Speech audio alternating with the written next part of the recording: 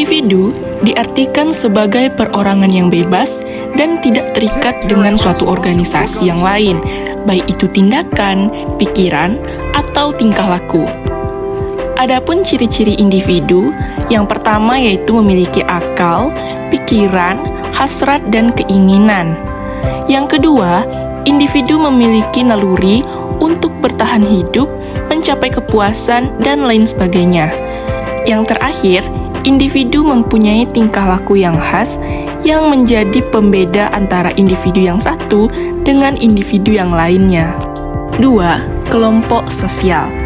Kelompok sosial merupakan sekumpulan orang yang berkaitan antara satu dengan yang lainnya dengan memakai pola-pola secara umum.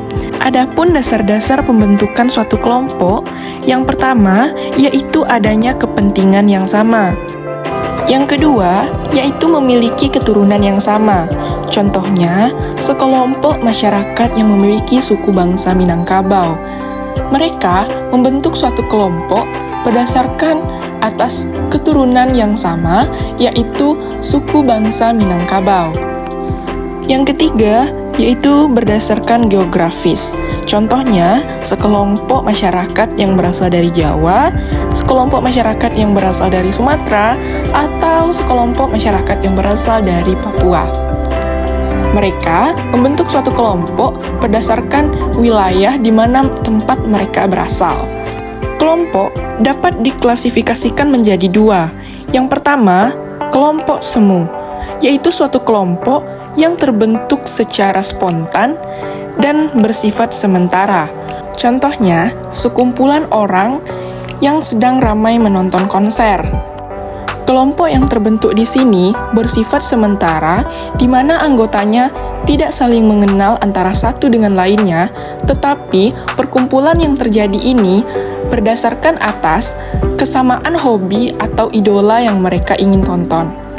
Yang kedua, kelompok nyata, yaitu sekumpulan orang yang berkumpul berdasarkan atas kepentingan tertentu dan memiliki pola dan struktur yang jelas. Contohnya, suatu organisasi yang terbentuk karena mereka mempunyai ideologi yang sama, sehingga mereka membentuk suatu kelompok dengan pola dan struktur tertentu. Yang ketiga, yaitu sosial.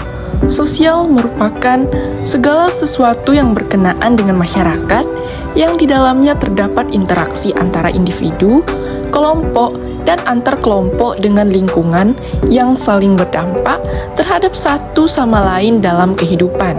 Terbentuknya hubungan sosial memiliki syarat utama, yaitu terjadinya interaksi, yang mana interaksi ini terjadi berdasarkan adanya kontak sosial dan komunikasi.